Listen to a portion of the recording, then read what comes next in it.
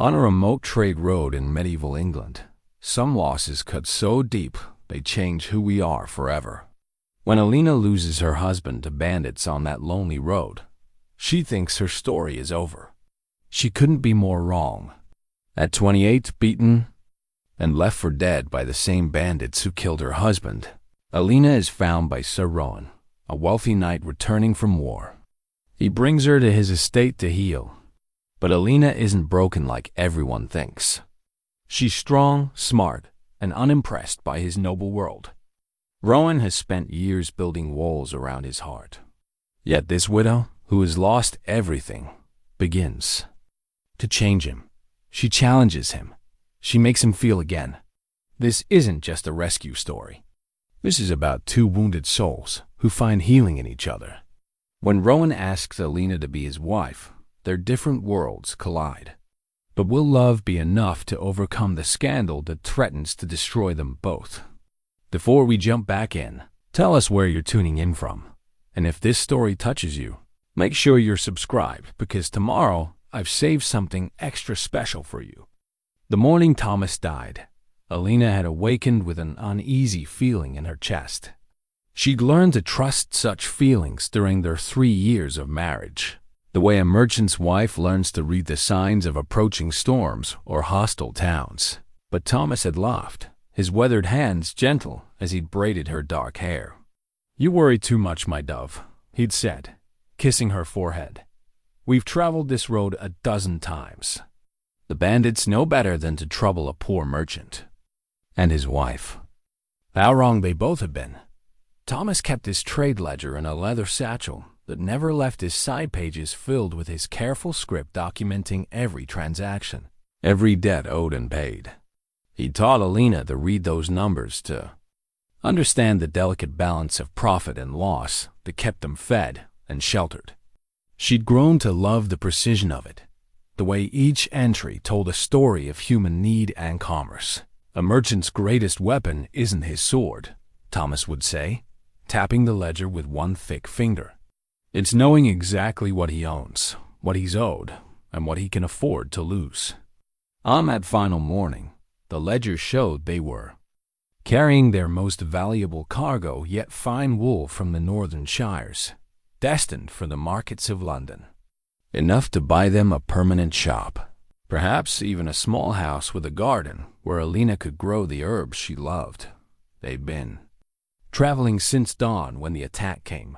The bandits emerged from the forest like wolves, silent and swift. 6 men with hard faces and harder hearts, led by a giant of a man with a scar running from his left ear to the corner of his mouth. They'd been watching the road, waiting for merchants foolish enough to travel without proper guard. "Stand and deliver," the scarred man had called, his voice carrying the authority of someone long accustomed to being obeyed. Thomas had reached for his sword, a merchant's blade, well-maintained, but rarely used in anger. "Take what you want," he'd said, his voice steady despite the tremor in his hands. "But leave my wife be." The scarred man had smiled at that, and Alina had known in that moment that mercy would find no purchase here. They killed Thomas first, efficiently and without ceremony, a single thrust between his ribs while 2 others held him fast. Alina's scream had torn from her throat like a living thing, raw and desperate. She'd thrown herself toward her husband's falling body, but rough hands had seized her arms. "What do we do with this one?" one of the younger bandits had asked, his accent marking him as a local boy gone wrong. The scarred leader had looked Alina up and down with calculating eyes. "Pretty enough," he'd said finally, "but we've got no use for a merchant's widow.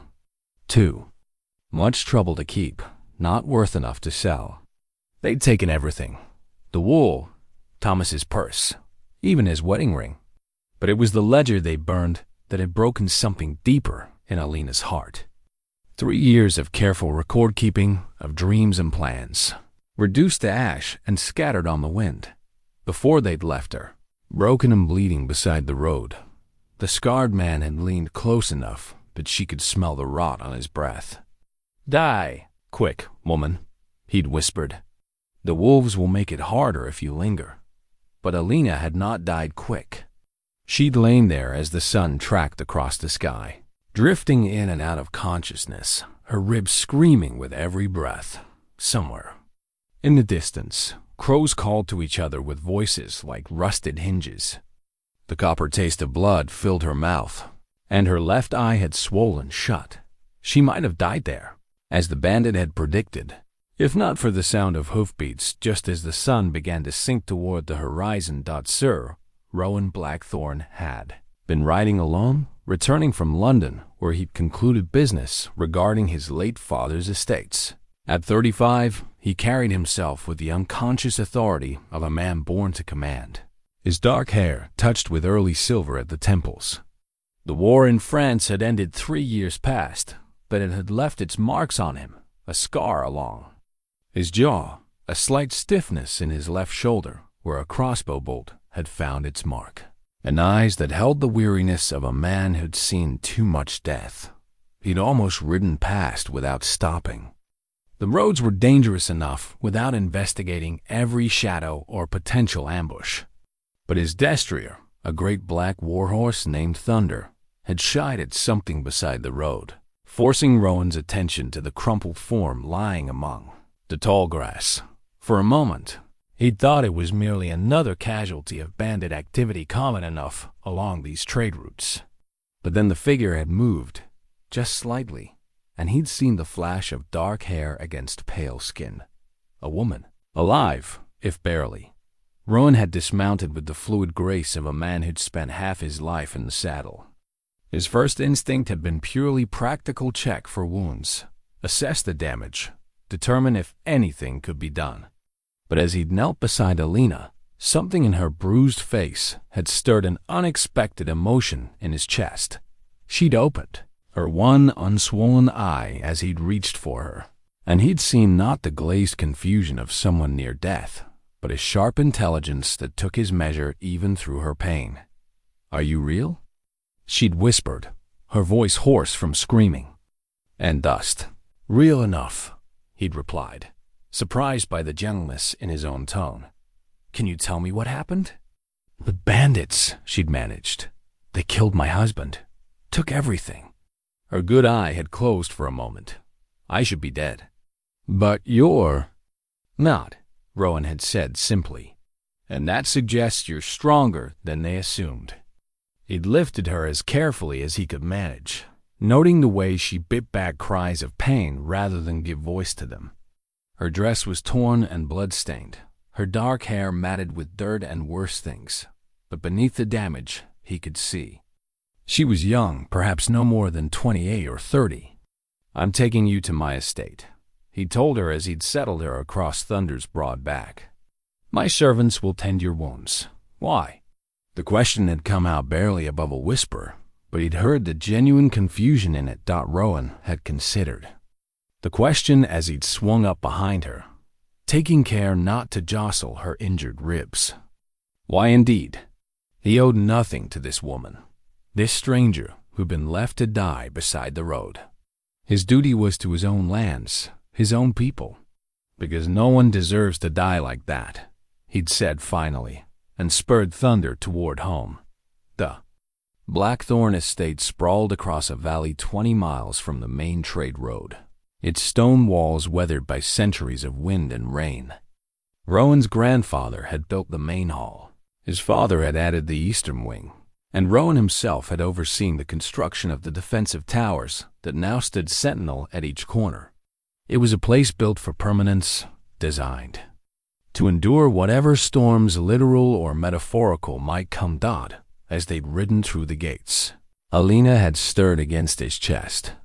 She'd said nothing, but he'd felt her take measure of what she saw: the well-maintained buildings, the prosperous fields, the obvious wealth of a landed knight who'd prospered in service to his king. "Your nobility," she'd observed, and there had been something in her tone he couldn't quite identify. Not awe, exactly, but a kind of careful assessment. "I am what I am," he'd replied, which had earned him a look from that sharp eye of hers. Dame Margaret, his housekeeper, had taken charge of Alina with the efficiency of a woman who'd managed a great household for 30 years. She'd clucked disapprovingly at the state of the girl's injuries while directing 2 maidservants to prepare a chamber and heat water for washing. "Bandits," she'd muttered, as she'd examined Alina's ribs with gentle but practiced hands. "Animals, the lot of them. This child is lucky to be breathing."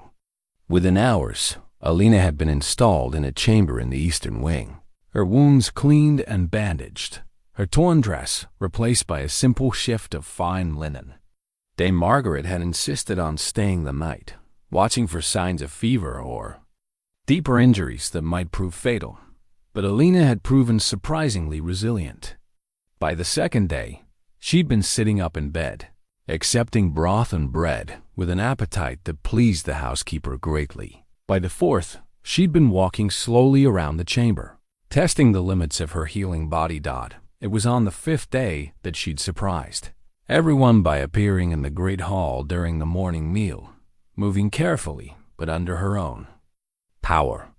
She'd worn one of Dame Margaret's gowns, altered hastily to fit her smaller frame, and her dark hair had been braided simply down her back. Rowan had looked up from his correspondence to find her standing in the doorway, and for a moment, he'd felt oddly breathless. Clean and rested, with the worst of the bruising faded to yellow and green, she was undeniably lovely. But it was more than beauty that caught his attention. It was the way she held herself, straight back despite her injuries, meeting his gaze without flinching or simpering. "My lord," she'd said, offering a small curtsy that must have pained her ribs, "I wish to thank you properly for your kindness." "You should be resting," he'd replied, rising from his chair.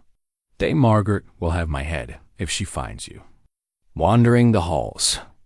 Dame Margaret is the one who suggested I might benefit from a change of scenery, Alina had said, and there had been the faintest hint of humor in her voice. "She says I'm a terrible patient." Over the days that followed, Alina had proven to be anything but a typical noble guest. She'd insisted on helping with small tasks around the estate, despite Dame Margaret's protests about her station. She'd mended tears in the household linens with stitches finer than those of the castle seamstress. She'd helped cook organize the spice stores with an efficiency that spoke of long experience managing household supplies. "She's got a head for figures," Cook had reported to Rowan one evening. "Spotted an error in the grain accounts that I'd missed entirely. Sharp as a pin, that one." It was true. In the evenings, when the household gathered in the great hall, Alina would sit quietly with some mending in her lap. But Rowan had noticed how her eyes followed conversations about trade, about the management of lands and livestock, about the complex web of obligations and income that kept a great estate functioning. When young Sir Edmund de Clare had visited to discuss a boundary dispute, Alina had listened silently as the men debated water rights and ancient precedents. But later, as she'd helped clear the table, she'd murmured to Rowan, "The stream shifted course 2 winters ago, after that great storm. I saw the old channel when we rode past yesterday. If the original grant specified the water itself rather than the current bed, she'd been right, of course. The original documents had indeed granted water rights rather than land boundaries, and the resolution had been far simpler than either Rowan or Edmund had anticipated." "How did you know to look for that?" Rowan had asked her afterward. Alina had looked almost embarrassed. "Thomas, my husband, he taught me that the devil was always in the details. Said you could usually find the answer to any problem if you knew what questions to ask." It was the first time she'd mentioned her dead husband without obvious pain, and Rowan had felt something shift in his chest. He'd begun to look forward to these small exchanges, to the way her mind worked through problems with a practical intelligence that impressed him more than flowery compliments ever could. As the weeks passed, other visitors to the estate had begun to take notice of the young woman who seemed to have taken up permanent residence in the Blackthorn household. Lady Gwyneth of Ravenshollow had made pointed comments about the impropriety of an unmarried knight keeping a woman of uncertain background under his roof. Sir Marcus Aldridge had inquired, with poorly concealed curiosity, about Alina's family, connections, and potential dowry. People are beginning to talk. Dame Margaret had warned Rowan one evening as they discussed household accounts. Not unkindly, mind you, but they're curious about the girl's place here. Rowan had looked across the hall to where Alina sat reading by firelight, her brow furrowed in concentration over one of his books on estate management. She'd proven to have a hunger for learning that matched her practical intelligence, devouring texts on law, agriculture, even military tactics with equal enthusiasm. "Let them talk," he'd said finally. "She has nowhere else to go." But even as he'd said it, he'd known it wasn't entirely true. Alina was young, intelligent, and not without beauty. Given time and proper introduction, she could certainly find another husband, perhaps a merchant or tradesman, who would value her practical skills and quick mind. The thought of her leaving had lodged in his chest like a splinter, sharp and uncomfortable. "She's changing you," Dame Margaret had observed with the frankness of someone who'd known him since childhood. "I haven't seen you smile so much since before the wars." It was true, though Rowan hadn't wanted to admit it. Alina's presence had brought something to the estate that had been missing, not just another person, but a different way of seeing things. She found humor in small daily dramas, took pleasure in simple accomplishments, and approached problems with a freshness that his years of military discipline had perhaps worn away. When she'd suggested improvements to the arrangement of the storehouse, he'd found himself implementing them not because they were necessary, but because the enthusiasm in her voice had been infectious. When she'd asked about the history of the estate, he'd found himself telling stories he hadn't thought of in years tailies. His grandfather had shared memories of his father's time as lord of the manor. "You speak of them with such affection," she'd observed one evening as they'd walked the battlements together. "You were fortunate to have such examples to follow." "And your father?" he'd asked. "What manner of man was he?" Alina's expression had grown distant. "A dreamer," she'd said after a moment. "Always certain that the next venture would make our fortune." Thomas was different, practical, steady. He understood that happiness was built in small, careful steps, not grand gestures. There had been something in her tone that suggested she'd learned to value steadiness over grand dreams, practical affection over passionate declarations. It had made Rowan wonder what kind of man her husband had been and what kind of marriage they'd shared as autumn had deepened into winter. Alina had settled into the rhythm of estate life as naturally as if she'd been born to it. She'd taken over much of the household correspondence, her clear script and careful attention to detail proving invaluable for managing the complex business of a great estate. She'd mediated disputes between servants with a fairness that impressed Dame Margaret, and had even begun teaching some of the younger maids to read and cipher. "She belongs here," Dame Margaret had said one evening as they'd watched Alina help organize the preparations for the harvest feast. Not as a guest or a charity case, but as mistress of this house. The words had given voice to something Rowan had been thinking but hadn't dared to articulate. Alina did belong here, but not in any way that society would easily accept. She was neither a lady by birth nor a wife by law, but something in between, a woman whose intelligence and character commanded respect, but whose background offered no clear path to recognition.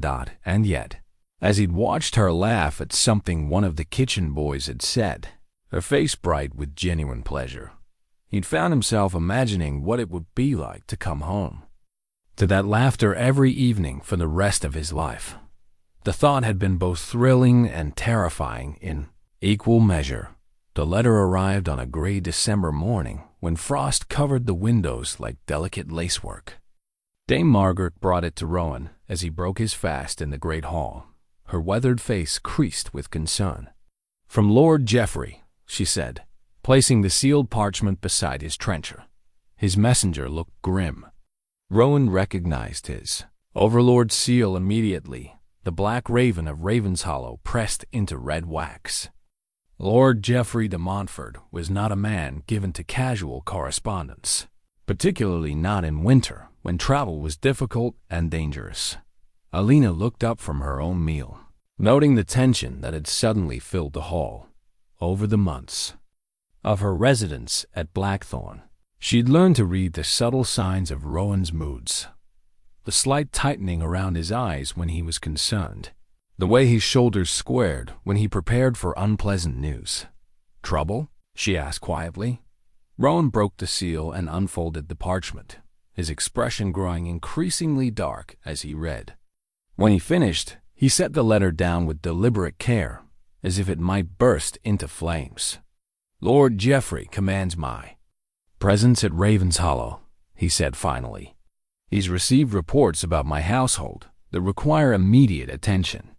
Dame Margaret made a sound of disgust.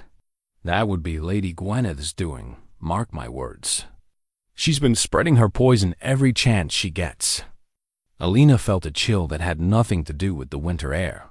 "Reports about your household," she repeated slowly. "About me." It wasn't a question. They all knew what this meant. Over the past months, the visits from neighboring nobles had become increasingly frequent and increasingly pointed. Questions about Alina's background, her family connections, her place in Rowan's household. Each inquiry had been couched in polite concern, but the underlying message was clear enough. The situation was becoming a scandal. What does he want? Alina asked, though she suspected she already knew the answer. Rowan's jaw tightened. He wants explanations. About why I've taken in a woman of uncertain background.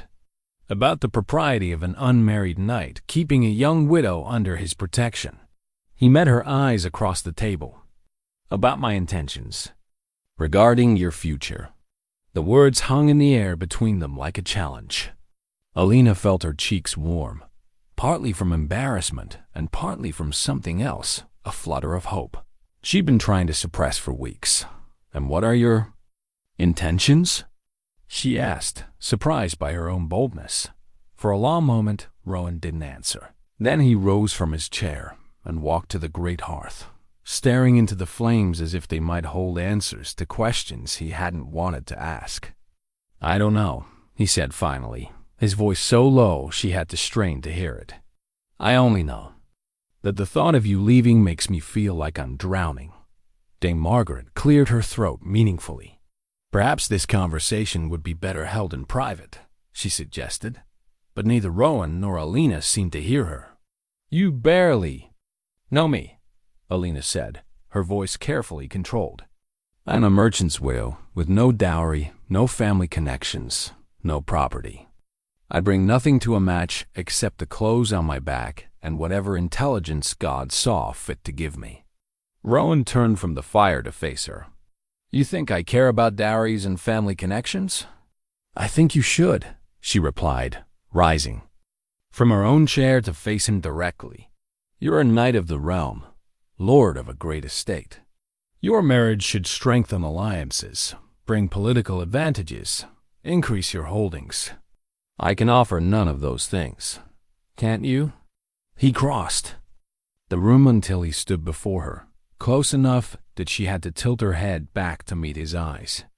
"In 6 months, you've improved the efficiency of my household, resolved disputes I've been struggling with for years, and brought more order to my affairs than I've managed in a decade of trying.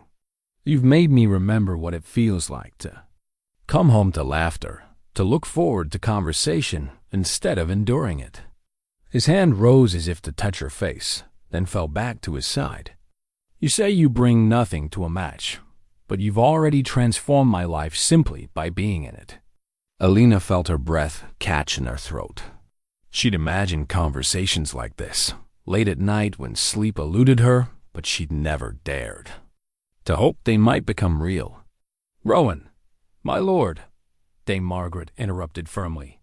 "Lord Geoffrey's messenger is waiting for your reply.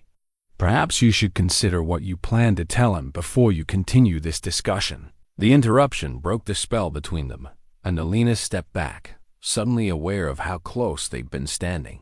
Heat flooded her cheeks as she realized what she'd almost allowed to happen in front of the servants. Rowan ran a hand through his dark hair, his expression frustrated. "You're right, of course." He looked at Alina with regret. "We'll continue this later." But Alina was already shaking her head. "No, we won't.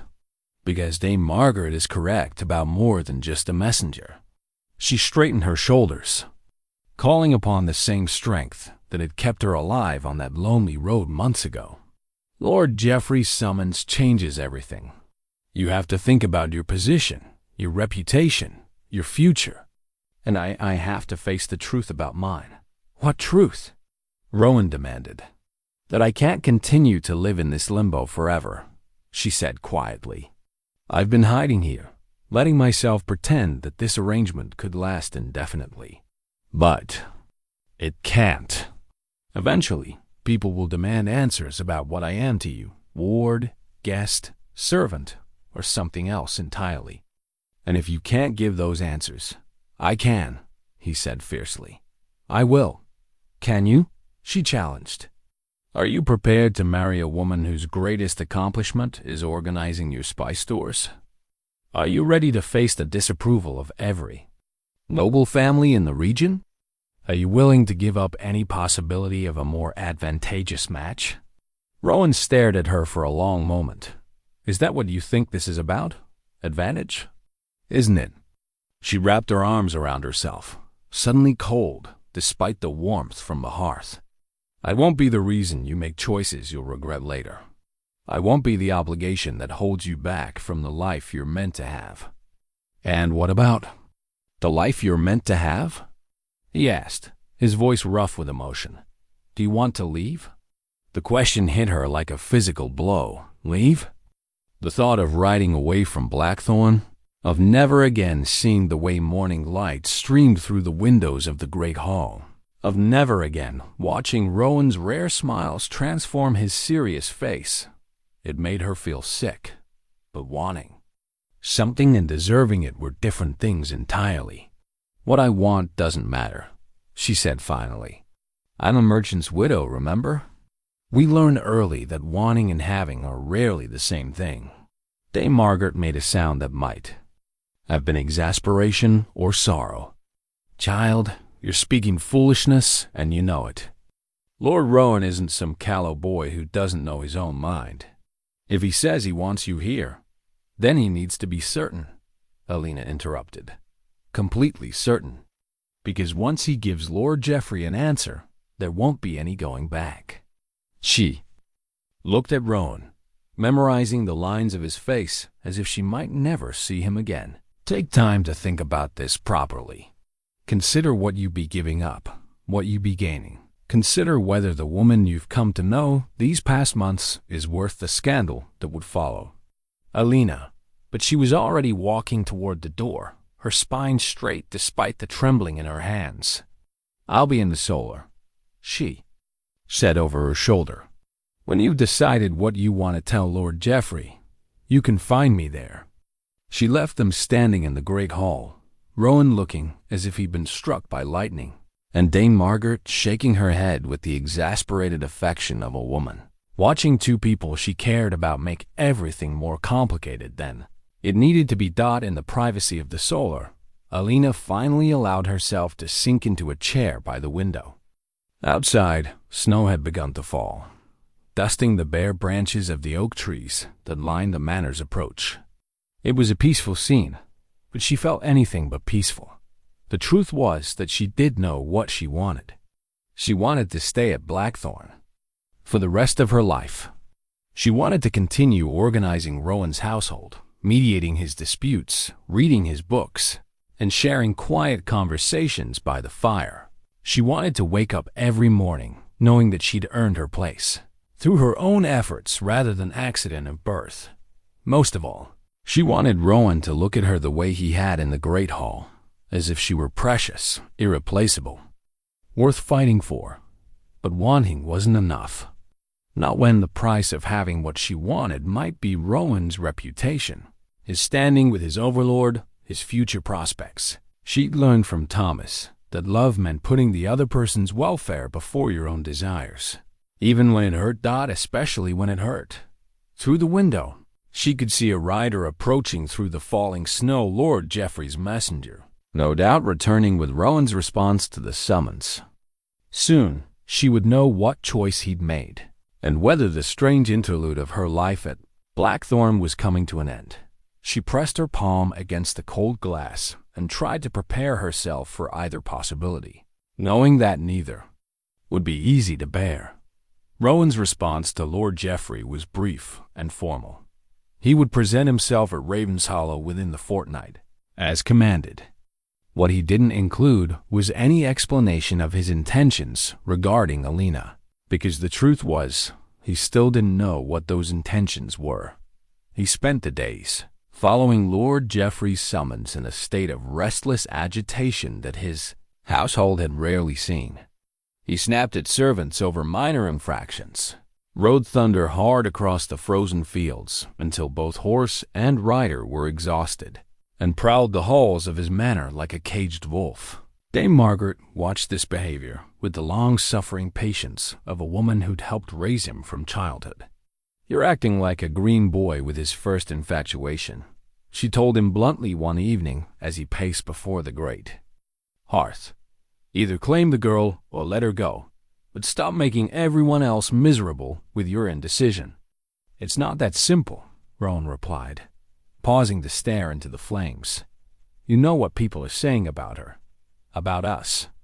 "I know what jealous old hens like Lady Gwyneth are saying," Dame Margaret corrected. "But I also know what I see with my own eyes. That girl has brought more life to this house than it's known since your mother died." The mention of his mother made Rowan's chest tighten with old grief. Lady Isabel de Blackthorn had been everything a noble wife should be: well-bred, accomplished, dutiful. She'd managed his father's household with quiet efficiency, hosted elaborate feasts for visiting dignitaries, and produced the heir that secured the family line.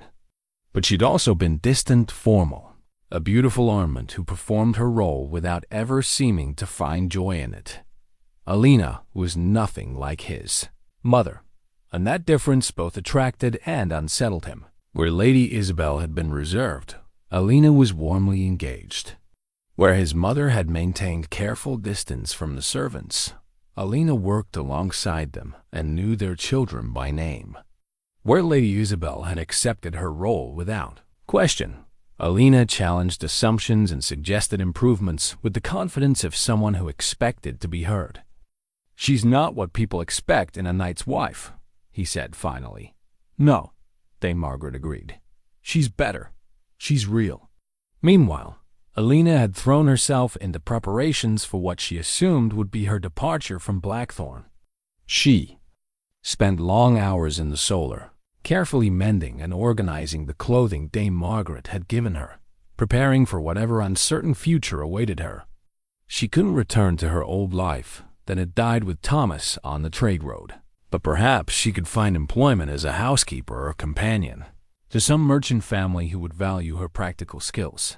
The artifact she treasured most was a small hand mirror that had belonged to Rowan's mother, a delicate thing of polished silver with an ivory handle carved in the shape of a rose. Dame Margaret had given it to her months ago, saying that Lady Isabel would have wanted another woman to enjoy its beauty. Alina had protested that it was too valuable, too fine for someone in her position, but the older woman had insisted. "Beauty should be appreciated," Dame Margaret had said firmly. Lady Isabel spent too many years staring into that mirror without truly seeing herself. Perhaps she'll have better luck. Now, as Alina held the mirror and studied her reflection in the wavering candlelight, she wondered what Rowan saw when he looked at her. Did he see a woman worth the inevitable scandal? Or did he see a burden he'd taken on out of duty and now didn't know how to discharge honorably? The question tormented her during the long winter evenings. She and Rowan still shared meals in the great hall, still discussed the day's business and the estate's needs. But there was a new tension between them, a careful politeness that hurt more than anger would have. 3 days before Rowan was due to leave for Ravenshollow, Sir Marcus Aldridge arrived at Blackthorn with a small retinue and a proposal that surprised everyone. Sir Marcus was a knight of modest holdings but good reputation, recently widowed and in need of a wife to manage his household and help raise his 2 young daughters. He was perhaps 40 years old, still handsome despite the gray threading his brown hair, and known for his fair treatment of tenants and servants. "I've given this considerable thought," he told Rowan as they sat in the great hall after supper. "The Lady Alina is obviously a woman of superior qualities, intelligent, practical, well-spoken. My daughters need a mother's guidance, and my household would benefit from her administrative skills." Rowan's hands tightened on his wine cup, but his expression remained carefully neutral. "Have you discussed this proposal with Lady Alina herself?" "I thought it proper to seek your permission first," Sir Marcus replied, "as her protector and the head of this household." Alina, who had been quietly working on some embroidery nearby, looked up sharply at this exchange. The idea of being discussed, like a piece of property to be transferred from one man to another, made her stomach clench with familiar helplessness. "I'm honored by Sir Marcus's interest," she said carefully, setting down her needlework.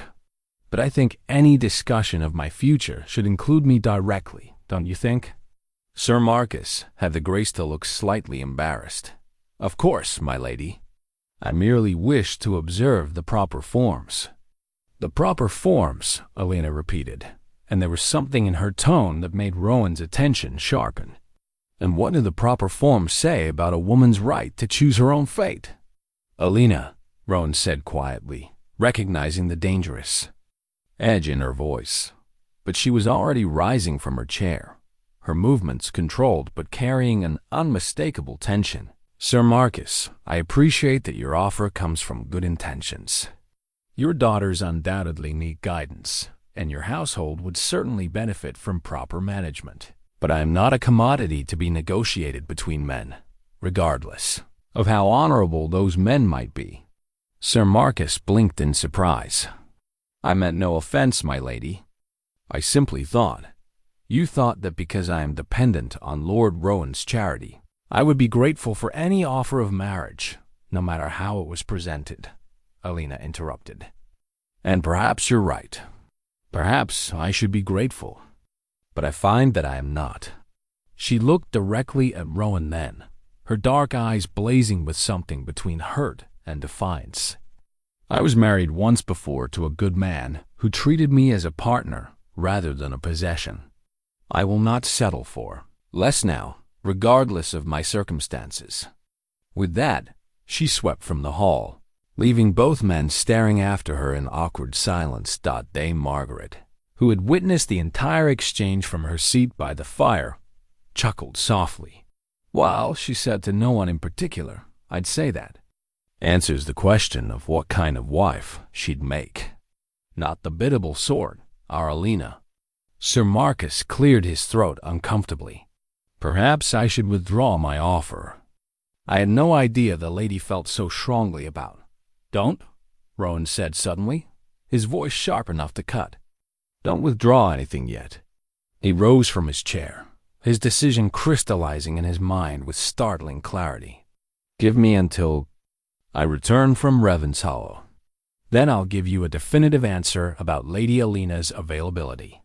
Sir Marcus nodded, clearly confused by the undercurrents he didn't understand. "Of course, my lord. I'll await your word." After Sir Marcus had been shown to his guest chamber, Rowan climbed the stairs to the solar where he knew Alina would have retreated. He found her standing by the window, staring out at the snow-covered courtyard, her arms wrapped around herself as if she were cold, despite the brazier burning nearby. "That was magnificently done," he said quietly from the doorway. "Alina didn't turn around, was it? I may have just offended a perfectly decent man who was trying to offer me a respectable future." "A future that would have made you miserable," Rowan replied, stepping into the room. "Sir Marcus is a good man, but he was offering you a position, not a partnership. There's a difference. is there?" She finally turned to face him, and he could see the tears she'd been holding back glittering in her eyes. At least he was honest about what he wanted. A housekeeper who could share his bed and mother his children. That's more clarity than I've had from anyone else recently. The barb found its mark, and Rowan felt heat rise in his cheeks. "You think I've been dishonest with you?" "I think you've been avoiding the truth," she said steadily. "We both have. We've been pretending that this situation could continue indefinitely, that we could simply drift along without making any real decisions." "And what decision would you have me make?" he asked, moving closer to her. Alina lifted her chin, meeting his gaze directly. "The one that's best for you.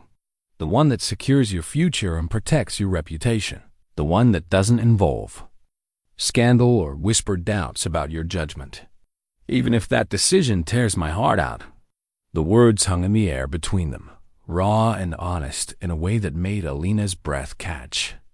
She searched his face, looking for any sign that he didn't mean what he just said. "Hearts heal," she whispered finally. "Reputations don't always recover." Rowan reached out and cupped her face in his hands, his thumbs brushing away the tears that had finally spilled over. "My reputation means nothing if I have to build it on the grave of my happiness."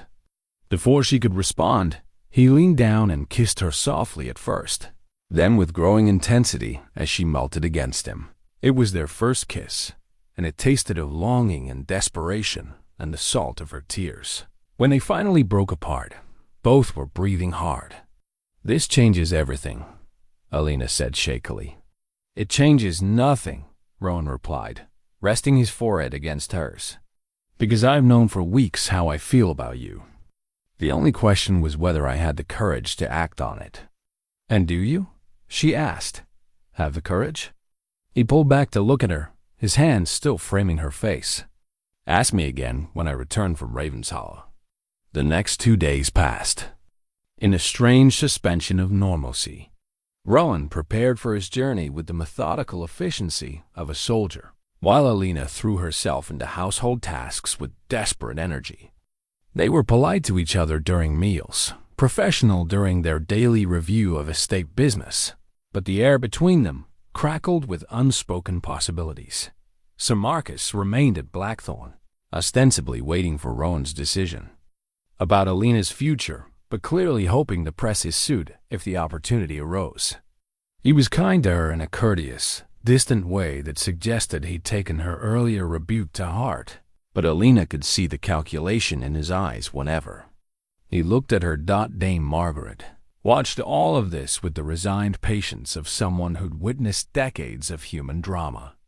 "Man," she muttered one evening as she and Alina prepared remedies for the winter ailments that always plagued the household. "Give them a battlefield, and they know exactly what to do. Present them with matters of the heart, and they stumble around, like blind puppies." "Sir Marcus isn't stumbling," Alina observed, grinding dried herbs with perhaps more force than necessary. "He knows exactly what he wants and why. Sir Marcus wants a competent wife to manage his household and raise his daughters." Dame Margaret corrected. "That's not the same thing as wanting you, specifically. There's a difference between needing a woman and needing the woman." "And which does Lord Rowan want?" Alina asked, though she wasn't sure she wanted to hear the answer. Dame Margaret studied her with eyes that had seen too much of life to be easily fooled. "Child, that man looks at you like you're the answer to prayers. He didn't know he was praying. The question isn't what he wants, it's whether he'll have the courage to reach for it."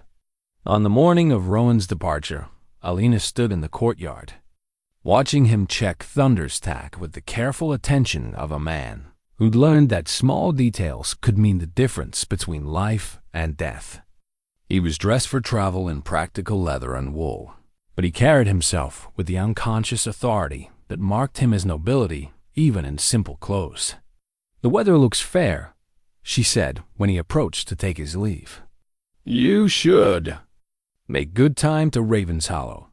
"Indeed," he replied formally, but his eyes searched her face as if memorizing it. "Dame Margaret has my instructions for the household." If any urgent matters arise, they'll be handled, she assured him. You needn't worry about Blackthorn while you're away. It's not Blackthorn I'm worried about, he said quietly, his voice low enough that only she could hear. Before she could ask what he meant, he was mounting thunder and gathering the reins. I'll return within the fortnight, he said, addressing the assembled household but looking only at her. Sooner, if possible. As he rode through the gates, Alina felt a chill that had nothing to do with the winter air. Whatever happened at Ravenshollow would determine not just her future, but the future of everything they'd built together over these past months. She touched the simple silver chain at her throat, where Thomas's wedding ring hung hidden beneath her gown. Soon, she would have to decide whether to put the past to rest once and for all, or whether she would spend the rest of her life wondering what might have been if she'd had the courage to fight for what she truly wanted, standing in the courtyard.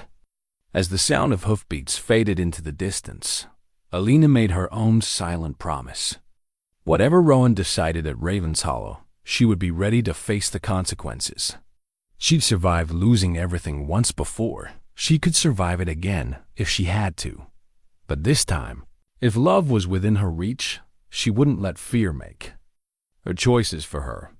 Rowan departed for Ravenshollow 2 days later, leaving behind a household that seemed to hold its collective breath.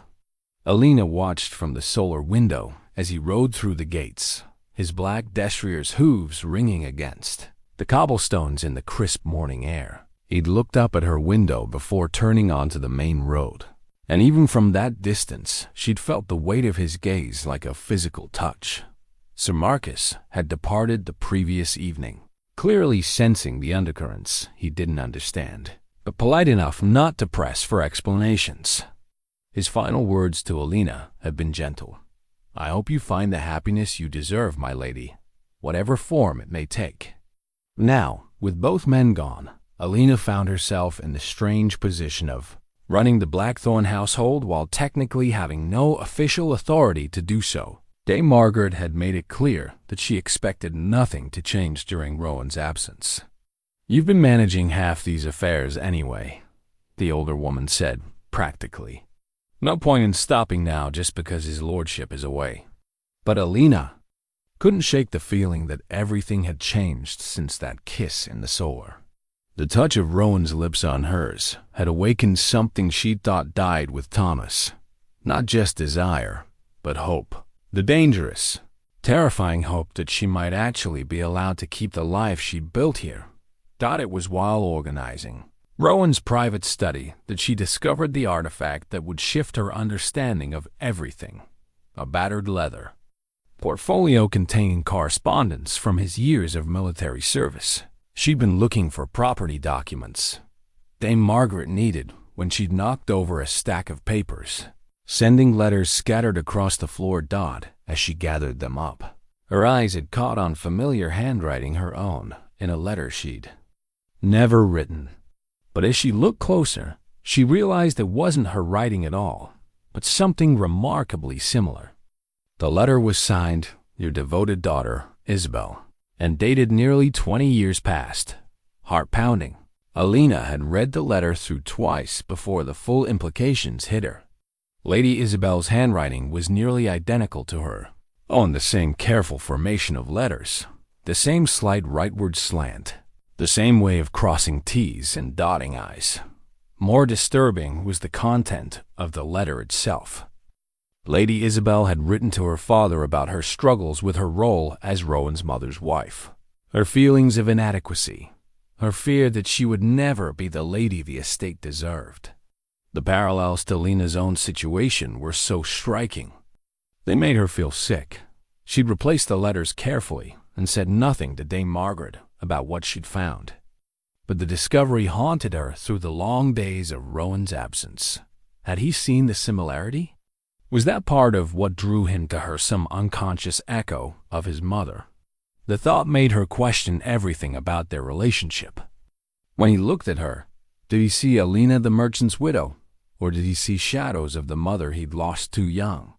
3 days after Rowan's departure, Another visitor arrived at Blackthorn, this one entirely unexpected. Brother Francis was a Benedictine monk from the abbey at Glastonbury, a small, elderly man with kind eyes and ink-stained fingers who claimed to be researching genealogies for the abbey's records. I'm particularly interested in the merchant families who traveled the trade routes through this region, he explained to Alina over supper in the great hall. Your late husband's family name was Goodwin, I believe? Alina nodded, surprised that this stranger knew anything about Thomas. Yes, though. His family was from the North Country originally. Brother Francis smiled. Ah, but the Northern Goodwins were descended from a cadet branch of a much older family. I've been tracing the connections, you see. Fascinating how bloodlines weave through the centuries, connecting people in ways they never suspect. He pulled out a scroll covered with carefully drawn family trees, pointing to various names and connections. The original Goodwins were minor nobility, actually. Land poor but well-bred. They lost their holdings during the baronial wars 50 years ago and turned to trade to survive. Alina stared at the scroll, seeing Thomas's grandfather's name listed among the branches. You're saying Thomas was descended from nobility? Indeed, which makes you, as his widow, a lady by blood if not by current circumstance. Brother Francis rolled up the scroll carefully. I thought you should know. Such things have a way of becoming important when one least expects it. After the monk had departed the next morning, Alina sat in the solar holding her mother-in-law's mirror and wondering if the world was conspiring to confuse her further.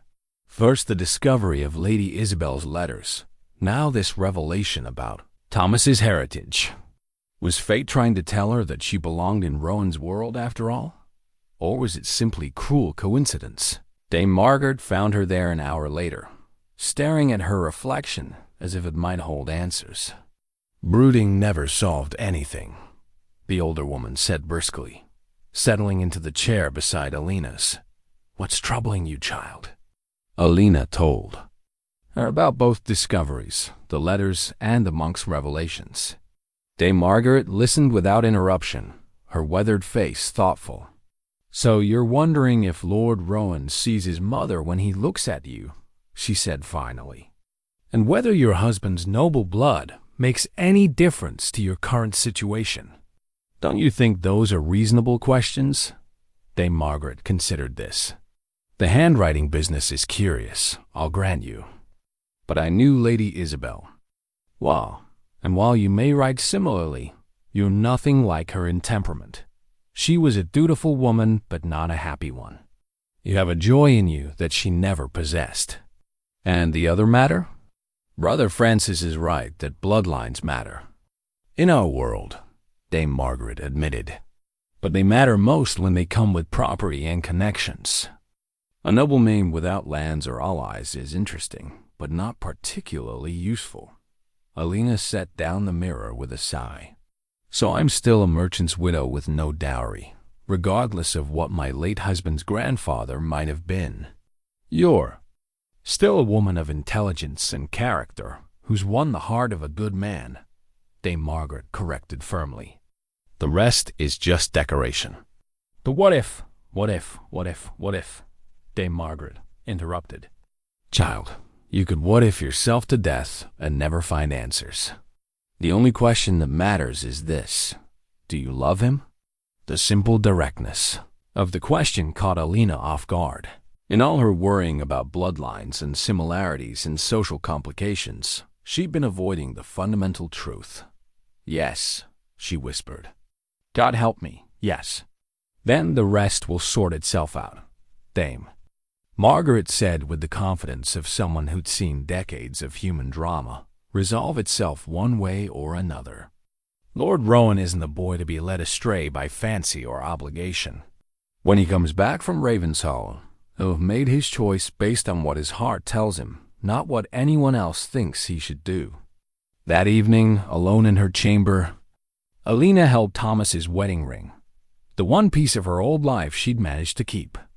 She'd worn it on a chain around her neck since his death, but now she found herself wondering if it was time to put it away. Thomas had been a good husband, kind and steady and genuinely affectionate. But what she felt for Rowan was different, deeper, more complex, shot through with a passion she'd never experienced before. It felt like betraying Thomas's memory to admit it, but it was true nonetheless. "What would you want me to do?" she whispered to the ring, as if Thomas's spirit might somehow answer. But the only response was the wind outside her window, carrying the promise of spring still months away. Rowan returned from Ravenshollow on a gray February morning, his face grim and his manner distant. Alina watched from the great hall as he dismounted in the courtyard, noting the tension in his shoulders and the way he avoided meeting her eyes when he entered. "My lord," she said carefully, rising from where she'd been reviewing household accounts. "How did your meeting with Lord Geoffrey proceed?" "Well enough," he replied curtly, not quite looking at her. "Dame Margaret, please have the servants prepare a bath. The roads were muddy." He strode from the hall without another word, leaving Alina staring after him with a growing sense of dread.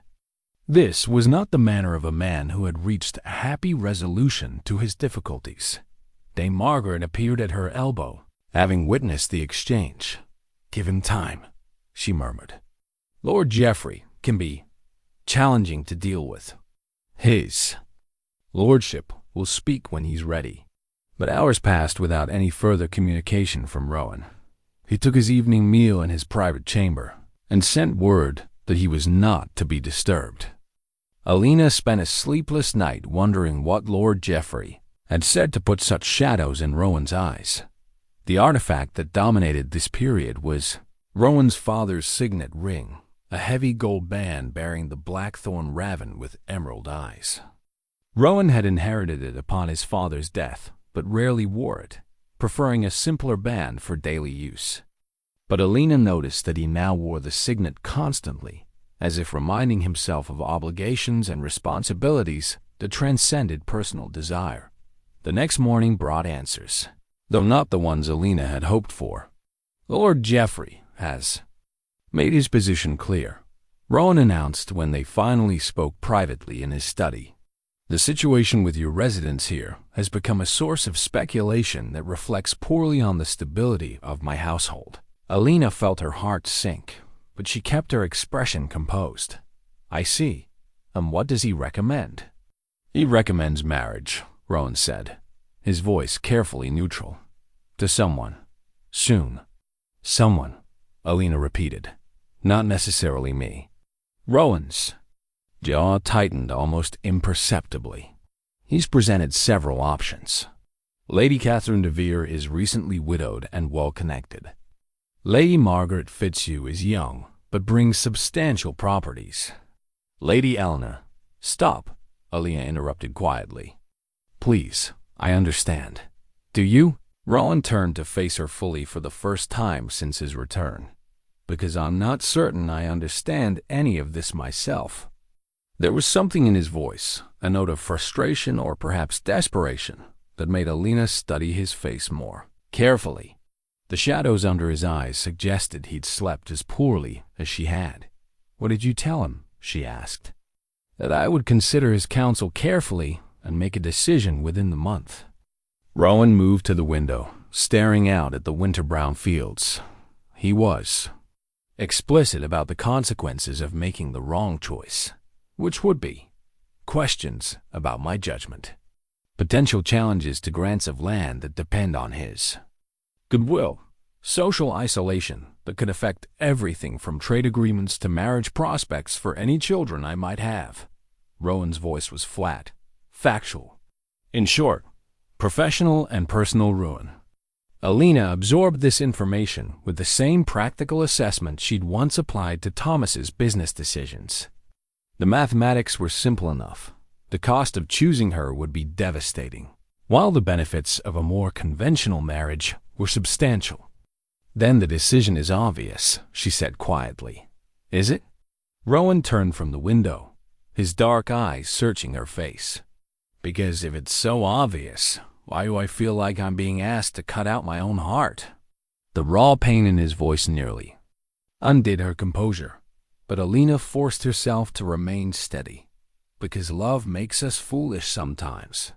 But wisdom means looking beyond what we want to what we can actually have. And you think I can't have you? I think having me would cost you everything else that matters, she replied honestly. Your position, your future, the respect of your peers. Is any woman worth that price? Rowan crossed the room in 3 quick strides, stopping close enough. But she could see the gold flecks in his brown eyes. You are. No, she said firmly, even as her heart raced at his nearness. I'm not. And deep down, you know it. What I know, he said, his voice dropping to almost a whisper, is that since you've been here, I've remembered what it feels like to want to come home at the end of the day. I've remembered what it's like to share thoughts with someone who actually listens, to laugh at small jokes, to feel like I have a partner instead of just an audience. His hand rose to cup her cheek, and despite herself, Alina leaned into the touch. I know that when I imagine choosing one of Lord Geoffrey's suitable ladies, I feel like I'm sentencing myself to a lifetime of loneliness. Loneliness passes, Alina whispered, though the words felt like ash in her mouth. Regret lasts forever. Does it? He searched her face as if memorizing it. What do you regret, Alina? Your marriage to Thomas? The choices that brought you to my door? I regret nothing about Thomas, she said firmly. He was a good man who loved me as much as he was able. But what we had was comfortable, safe, built on mutual respect and shared goals rather than, she stopped, color rising in her cheeks. Rather than what? Rather than the kind of love that makes you forget to breathe when someone walks into a room, she admitted. The kind that makes you feel like you're drowning and flying at the same time. The kind that probably only comes once in a lifetime, if you're lucky enough to find it at all. Rowan's thumb traced the line of her cheekbone. And have you found it? I think, she said carefully, that I'm in the process of losing it. Before he could respond, she stepped back, breaking the contact between them. You should consider Lord Geoffrey's candidate seriously. Lady Catherine sounds particularly suitable, wealthy, well-connected, experienced in managing a great household. Suitable, Rowan repeated, and there was something bitter in his tone. My father chose a suitable wife. Their marriage was correct in every particular proper bloodlines, advantageous connections, mutual respect. They were civil to each other, even affectionate in their way.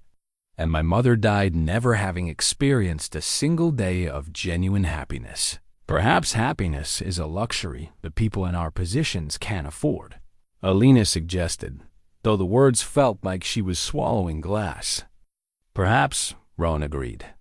Or perhaps we're simply cowards who tell ourselves noble lies to avoid taking risks. The accusation hung between them like a challenge. Alina felt her spine stiffen in response. If being practical makes me a coward, then I accept the label, she said with quiet dignity. I've seen what happens when people reach for things beyond their grasp. I buried my husband because he thought he could travel dangerous roads without proper protection. I won't be responsible for you making similarly reckless choices, even if I want to make them, especially then, she replied, because someone needs to think clearly when your judgment is compromised by. She stopped, not wanting to say the word. By love? Rowan finished. You can't even say it, can you? Alina lifted her chin defiantly. Love isn't always enough. Rowan, sometimes the kindest thing you can do for someone is let them go before they destroy themselves trying to keep you. With that, she turned and walked toward the door, her back straight despite the trembling in her hands. Alina, he called after her. She paused in the doorway but didn't turn around. My lord, this conversation isn't finished. Yes, she said quietly. It is. Because we both know what the right choice is, even if neither of us wants to make it. In the days that followed, Blackthorn Estate took on the atmosphere of a house in mourning. Rowan threw himself into his duties with grim determination. spending long hours reviewing accounts, meeting with tenants, and planning improvements to the defensive walls. Alina continued managing the household with her usual efficiency, but there was a brittleness to her movements, as if she were holding herself together through sheer force of will. They spoke when necessary brief, polite exchanges about practical matters, but the easy companionship they'd shared for months had vanished, replaced by a careful formality that fooled no one. Dame Margaret watched the charade with growing impatience. "You're both acting like children," she told Alina bluntly one morning as they inventoried the linen stores. "Making yourselves miserable and everyone around you uncomfortable." "We're being realistic," Alina replied, checking items off her list with mechanical precision. "Lord Rowan has obligations that extend far beyond personal preference." "And what about your obligations?" Dame Margaret demanded.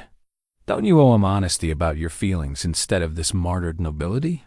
Alina's quill paused over the parchment. "What good would honesty serve? It would only make this harder for both of us.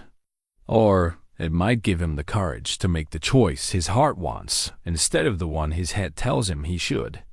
Before Alina could respond, a commotion in the courtyard drew their attention to the window. A small party of riders had arrived richly dressed, traveling with a baggage train that suggested an extended visit. "Lord Geoffrey," Dame Margaret muttered, recognizing the black and gold banners. "And he's brought guests." Within the hour, the household was in controlled chaos as chambers were prepared, fresh rushes laid, and the kitchen mobilized to prepare a feast worthy of unexpected noble visitors. Alina found herself thrust back into the role she'd performed so naturally, organizing, directing, ensuring that every detail reflected well on Blackthorn's hospitality. The artifact that came to symbolize this period was Lady Catherine de Vere's jeweled marriage belt, an elaborate piece of goldwork set with sapphires that she wore to emphasize her status as a widow of significant property. She'd brought it specifically to display her wealth and eligibility, and it served as a constant reminder to everyone present of what was at stake. Lady Catherine proved to be everything Lord Geoffrey had promised: elegant, accomplished, and possessed of the kind of refined beauty that came from generations of careful breeding. She was perhaps 30 years old, with golden hair and pale blue eyes that missed nothing. Her manner toward Rowan was perfectly calculated, interested without being forward, accomplished without being threatening. "Your estate is beautifully maintained, my lord," she told Rowan during their first evening's feast. "The defensive improvements are particularly impressive. You clearly understand the importance of protecting what matters most." "Experience teaches caution," Rowan replied politely, though Alina noticed he kept his responses brief and formal. "Indeed, my late husband learned that lesson rather too late, I'm afraid. His trust in others' promises cost him dearly." Lady Catherine's smile was perfectly composed, but there was steel beneath it. "I found that careful alliances are the key to lasting prosperity." Alina, seated well below the salt, as befitted her ambiguous status, watched this exchange with the same fascination she might observe a master chess player maneuvering pieces. Lady Catherine was skilled at the game of noble marriage, demonstrating her desirability while making clear the practical benefits she could offer. Lord Geoffrey, meanwhile, played his own part with heavy-handed subtlety. "Lady Catherine's properties border your eastern holdings quite conveniently," he mentioned during a discussion of trade routes. "Imagine the efficiency of managing them as a single unit." "Indeed," Lady Catherine agreed. "My steward has often remarked on the potential for improved agricultural yields through coordinated farming practices." Alina noticed that Rowan's expression grew more shuttered with each such exchange, as if he were watching the walls of a prison being built around him stone by stone.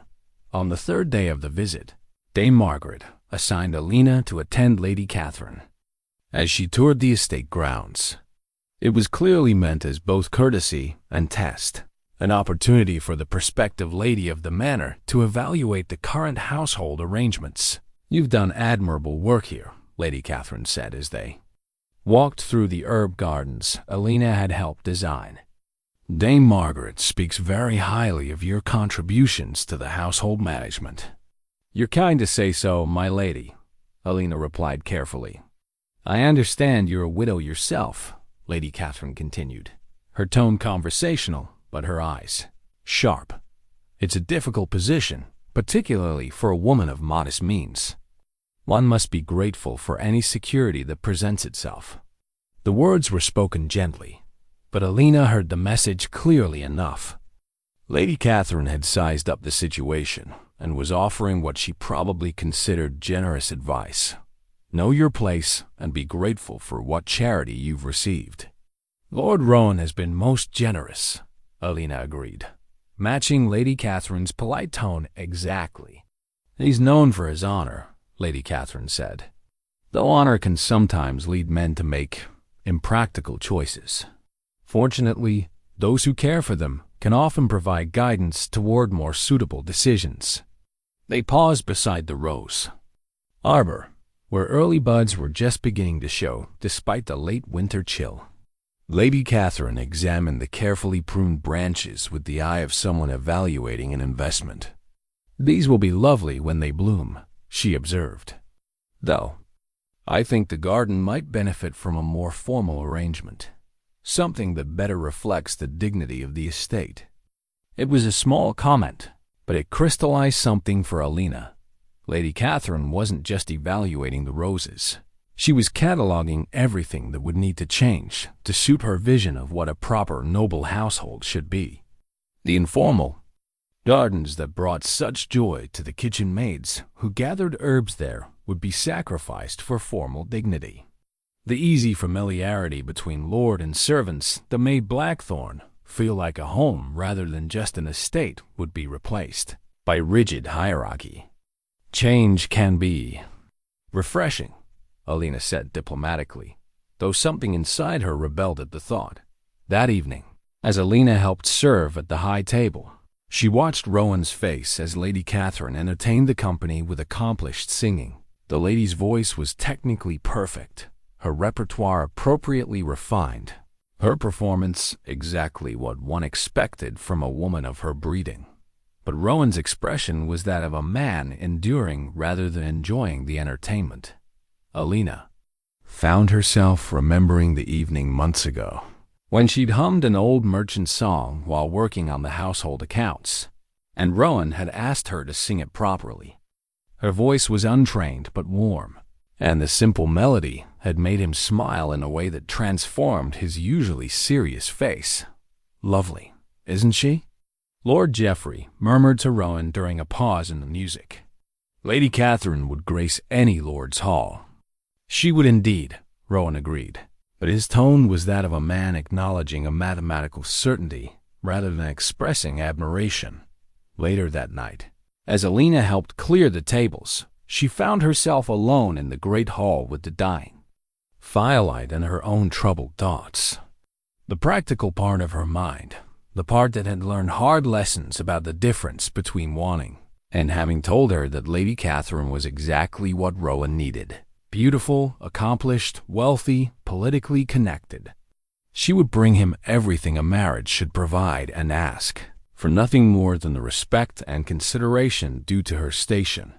The fact that she would also slowly drain all the warmth and spontaneity from his life was simply the price of security and social acceptability. Alina was so lost in these dark reflections that she didn't hear footsteps in the corridor until Rowan appeared in the doorway, still dressed in his formal evening clothes, but looking somehow diminished by them. "I thought I might find you here," he said quietly, entering the hall and closing the door behind him. "My lord," she said formally, dropping a small curtsy. "Did you need something?" "Yes," he said, moving closer until the firelight played across his features.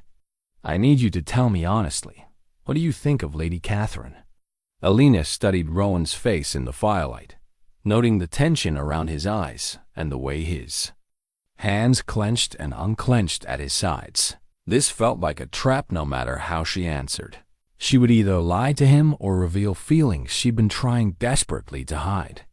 "Lady Catherine is everything a nobleman could want in a wife," she said carefully. "Beautiful, accomplished, well-connected. She would bring honor to your house and manage your affairs with skill and dignity." "That's not what I asked," Rowan said, stepping closer. "I asked what you think of her." Alina lifted her chin, meeting his gaze directly. "It doesn't matter what. I think she's suitable for you in ways I could never be." "Damn suitability," Rowan said with sudden violence, startling her with the raw emotion in his voice. "I'm so tired of hearing about what's suitable, what's proper, what's expected. Do you know what it's like to sit through dinner listening to or catalog the practical benefits of our potential union as if she were negotiating the purchase of livestock?" "She's being realistic about marriage," Alina replied, though something in her chest twisted at his words. "That's what noble marriages are, alliances based on mutual benefit rather than love," he finished. "Yes, I'm beginning to understand that very clearly." They stood facing each other in the dying firelight, and Alina could feel the weight of all the words they weren't saying hanging between them like a physical presence. "Rowan," she said softly, "you know this is how it has to be." "Do I?" He moved closer, close enough that she could see the gold flecks in his dark eyes. "Because I'm beginning to think there might be another choice." Before she could ask what he meant, the great hall doors burst open with a crash that echoed through the chamber. A mud-splattered messenger stumbled in, bearing the colors of a house Alina didn't recognize, a silver wolf on a field of green. "My lord," the messenger gasped, dropping to one knee before Rowan. "I bring urgent word from Lord William de Clare. The Lady Alina Goodwin is commanded to present herself at Ravenscroft Castle immediately." Alina felt the blood drain from her face. "I don't understand. Lord William de Clare? I've never heard that name." The messenger looked up at her with something like pity in his eyes. "My lady, Lord William is your father." The words hit her like a physical blow. Alina staggered backward, her hand reaching blindly for support. "That's impossible." "My father died when I was an infant." "Your mother's husband died," the messenger corrected gently. "Lord William de Clare has only recently learned of your existence. He wishes to acknowledge you as his natural daughter and provide for your future as befits your station." Rowan stepped protectively closer to Alina, his warrior instincts recognizing a threat, even if he didn't understand its nature. "By whose authority do you make these claims?" The messenger reached into his satchel and withdrew a rolled parchment bearing an elaborate seal. "By the authority of His Majesty's Court of Chancery, my lord. Lord William has presented evidence of his relationship to the Lady Alina and petitioned for formal recognition of her as his heir." The artifact that would change everything was now in Rowan's hands. A document that transformed Alina from a merchant's widow into the acknowledged daughter of one of the most powerful lords in the Northern Territories. The parchment was heavy, official, bearing seals and signatures that carried the weight of royal authority. Alina's mind reeled as she tried to process this impossible turn of events. Evidence? What evidence could he possibly have? "Your mother's letters, my lady. Lord William kept them all these years, along with certain tokens of their ... connection. When Brother Francis visited his castle last month researching genealogies, he recognized your name from his previous inquiries here. Brother Francis, the monk who had told her about Thomas's noble heritage." Alina suddenly understood that his visit had been about more than academic research. He'd been gathering information, making connections, perhaps even reporting back to interested parties. "I don't want this," she said suddenly, her voice sharp, with panic. "I never asked to be acknowledged. I want nothing from this Lord William." "I'm afraid it's not a matter of choice, my lady," the messenger said sympathetically. "Lord William is elderly and has no legitimate heirs. You are his only child, and he wishes to ensure your proper inheritance before he dies." Rowan was reading the document with growing amazement. "This is legitimate," he said quietly. "The seals, the signatures, this comes from the highest levels of the court. What does it mean?" Alina asked, though she suspected she already knew. "It means," Rowan said, his voice strange, "that you're no longer a merchant's widow without prospects. You're the acknowledged heir to one of the largest estates in the North Country. You outrank most of the people who've been questioning your presence in my household." The messenger nodded. "Lord William wishes the Lady Alina to come to Ravenscroft immediately so that he might formally present her to society and arrange a marriage befitting her new station." "A marriage," Alina repeated numbly. "Lord William has already received several inquiries from interested parties," the messenger continued. "Your newly acknowledged status has made you quite sought after." Alina sank into the nearest chair, overwhelmed by the sudden reversal of her fortunes. This morning she had been nobody, a woman dependent on charity, facing the prospect of watching the man she loved marry someone more suitable. Now she was, apparently, the heir to vast estates, with noble suitors already circling like hawks. "I need time to think," she said weakly. "I'm afraid time is a luxury we don't have, my lady," the messenger replied. "Lord William is gravely ill. If you're to be properly acknowledged and provided for, it must happen soon."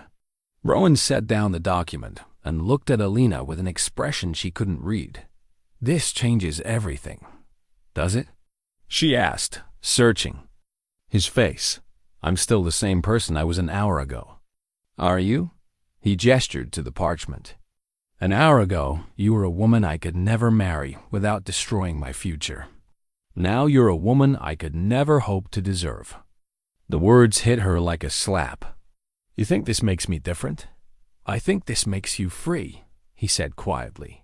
"Free to choose your own fate instead of being trapped by circumstances beyond your control." Alina stood abruptly, anger giving her strength. "And what if I don't want to be free? What if I want to stay here, with you, regardless of what some stranger claims about my parentage?" "You can't," Rowan said, and there was something final in his voice. "You have obligations now, people who will depend on you. You can't turn your back on that responsibility any more than I could turn my back on mine." "So that's it?" she demanded. "A piece of parchment arrives, and suddenly everything we've built together means nothing?" "It means everything," he said, his voice rough with emotion. "But it also means we both have duties that extend beyond our personal desires." The messenger cleared his throat uncomfortably. "My lady, I must have an answer for Lord William. Will you come to Ravenscroft?" Alina looked around the great hall, at the tapestries she'd helped repair, the hearth where she'd spent so many evenings in comfortable companionship, the high table where she'd never been allowed to sit, but had served with quiet pride. This place had become her home in ways she'd never thought possible. But Rowan was right about obligations. If she truly was Lord William's heir, then there were people whose livelihoods would depend on her decisions, tenants who would look to her for protection and guidance.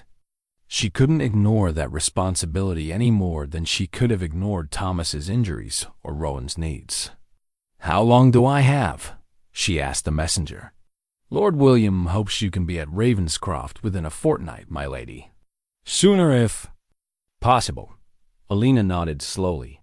"Then I suppose I have no choice." "You always have a choice," Rowan said quietly. She met his eyes across the flickering firelight. "Do I? Because it seems to me that we're all trapped by the circumstances of our birth and the expectations of others. The only thing that changes is whether the cage is made of poverty or privilege." Alina, but she was already walking toward the door, her decision made. "Please make arrangements for my departure," she said over her shoulder. "It seems I have a father to meet and a new life to learn." Behind her, she heard Rowan's sharp intake of breath, but she didn't turn around. If she looked at his face now, She might lose the courage to do what duty demanded. The preparations for Alina's departure took on the surreal quality of a dream, or perhaps a nightmare. Dame Margaret packed her few belongings with the grim efficiency of someone preparing a funeral shroud, muttering under her breath about meddling monks and inconvenient revelations. 30 years I've managed this household, she said, folding Alina's best gown with sharp, angry movements. 30 years of watching that boy grow into a man who finally finds something worth fighting for, and now this. It's not Lord William's fault, Alina said quietly, though the words felt hollow. He couldn't have known I existed, couldn't he? Dame Margaret's weathered hands paused in their work. Seems passing strange that he'd keep your mother's letters all these years if he truly forgot about her. And stranger still that Brother Francis would just happen to mention your name during his research. The observation planted a seed of doubt in Alina's mind. She'd been so overwhelmed by the revelation of her parentage that she hadn't questioned the timing. But now that Dame Margaret mentioned it, the coincidence did seem remarkable. You think this was planned? She asked. I think, Dame Margaret said carefully, that powerful man don't leave important matters to chance. If Lord William wanted to find you, he could have done so years ago. And he's doing it now. Just when you and Lord Rowan are, she stopped, shaking her head. Well, perhaps I'm just an old woman who sees conspiracies where others see providence. The artifact that came to dominate these final days was Lord William's family ring, a massive gold signet bearing the silver wolf of Clan de Clare. The messenger had presented it to Alina as proof of her father's intentions, and wearing it felt like carrying a weight that threatened to drag her underwater. The ring was too large for her fingers, designed for a man's hand, and she wore it on a chain around her neck where it lay heavy against her heart. 2 days before her scheduled departure, Sir Marcus Aldridge returned to Blackthorn with news that complicated an already impossible situation. I've heard the most extraordinary rumors, he announced over dinner, his eyes bright with curiosity. They say Lord William de Clare has acknowledged a natural daughter, a lady of remarkable accomplishments who was previously unknown to society. Lady Catherine, who had extended her visit ostensibly to better acquaint herself with the estate, raised one elegant eyebrow. How fascinating! And this sudden acknowledgment, surely it must be motivated by his lack of legitimate heirs. Indeed, Sir Marcus agreed. They say he's settled considerable properties on her already, and more will follow upon his death. She's become quite the prize in the marriage market practically overnight. Alina kept her expression carefully neutral, but she noticed Rowan's knuckles whiten as he gripped his wine cup. Remarkable how quickly fortunes can change, Lady Catherine observed with the kind of smile that didn't reach her eyes. One wonders what manner of woman could so completely capture an old lord's attention after decades of apparent indifference. The barbed comment found its mark, and Alina felt heat rise in her cheeks. Before she could formulate a response, Rowan's voice cut through the conversation like a blade. Perhaps the same manner of woman who could capture any discerning man's attention, he said quietly, his dark eyes fixed on Lady Catherine's face. Intelligence, strength of character, and genuine warmth are rare enough qualities to be treasured wherever they're found. The rebuke was gentle but unmistakable, and Lady Catherine's perfect composure slipped for just a moment. Sir Marcus cleared his throat uncomfortably, suddenly fascinated by the contents of his trencher. Indeed, Lady Catherine recovered smoothly, though one hopes the lady in question is prepared for the responsibilities that come with such sudden elevation. Managing great estates requires particular skills that aren't always innate. Some people rise to meet their circumstances, Rowan replied. Others are diminished by them. I imagine this lady will prove to be the former. Later that evening, as the household settled into the quiet rhythms of night, Alina found herself drawn to the chapel that stood in the eastern corner of the estate. It was a small, ancient building that predated the main house by several centuries, and its stone walls held the accumulated prayers of generations. She wasn't particularly devout. Thomas had been the religious one in their marriage, but tonight she felt the need for some kind of guidance, some voice of wisdom that might help her understand what was happening to her life. She was surprised to find Rowan already there, kneeling before the simple altar with his head bowed in what might have been prayer or simply exhaustion. He looked up when she entered, and in the candlelight, she could see the lines of strain that marked his face. "I used to come here as a boy," he said quietly, making room for her on the worn stone kneeler, "whenever my father's expectations felt too heavy to carry." "Did it help?" she asked, settling beside him. "Sometimes. My mother would find me here and remind me that duty was a privilege as well as a burden, that the ability to make a difference in people's lives was worth the sacrifice of personal desires." They knelt in silence for a moment, and Alina could feel the weight of centuries pressing down on them. All the people who had faced impossible choices in this place, who had tried to balance love and duty, desire and responsibility. "I keep thinking about what you said," Alina said finally, "about having a choice. But do any of us really choose our lives, or do we simply react to circumstances beyond our control?" Rowan considered this. "I think we choose how we react. And those choices, small as they might seem in the moment, shape everything that follows." "Then what would you choose?" she asked, turning to face him. "If circumstances were different. If you were free to follow your heart instead of your obligations." He was quiet for so long that she thought he might not answer. When he finally spoke, his voice was barely above a whisper. "I would choose you. Every morning for the rest of my life, I would choose you." The words hung in the sacred air between them, and Alina felt something inside her chest crack like ice breaking in spring. "Even knowing what it would cost you?" "Especially knowing what it would cost me," he replied, his eyes meeting hers with devastating honesty. "Because anything worth having is worth fighting for, and I've been too much of a coward to fight for the thing I want most. And what if fighting for it destroys us both? Then at least we'll be destroyed together," he said, reaching out to cup her face in his hands. "At least we'll know we tried." Before she could protest or pull away, he kissed her with a desperate intensity that spoke of endings and might-have-beens. She melted against him, her hands fisting in the fabric of his tunic as if she could hold on to this moment forever. When they finally broke apart, both were breathing hard. "This doesn't change anything," she whispered, though her voice lacked conviction. "Doesn't it?" he asked, resting his forehead against hers. "Because I've made a decision, Alina. I'm going to fight for you. For us, whatever the cost." "Rowan, you can't." "I can," he said firmly. "I'm going to Ravenscroft with you." She pulled back to stare at him in shock. "What? You heard me.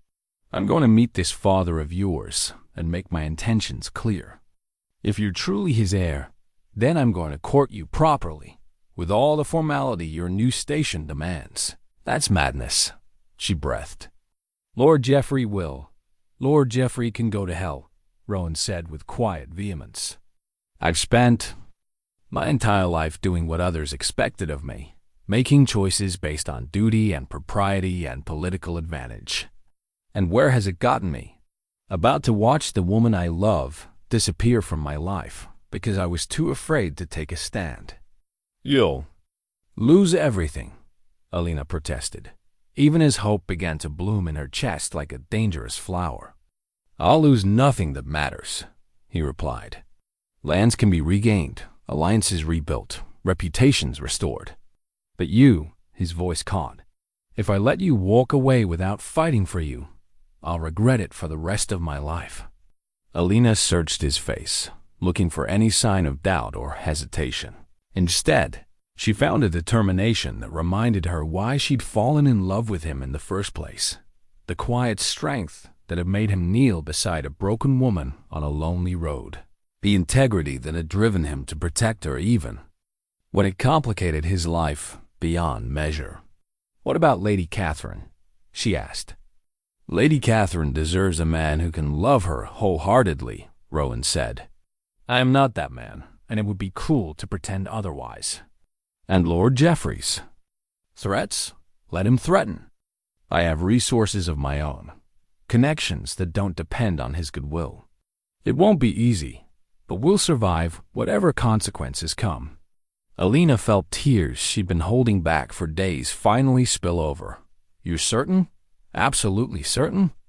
I've never been more certain of anything in my life," he said, brushing the tears from her cheeks with gentle thumbs.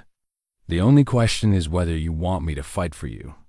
She couldn't speak past the emotion clogging her throat, so she answered by kissing him again, softly this time, sweetly, full of promise rather than desperation. When they parted, Rowan's eyes were bright with something that might have been tears of his own. "Does that mean yes?" he asked. "That means yes to everything," she whispered. "Yes to fighting for this. Yes to facing whatever comes together.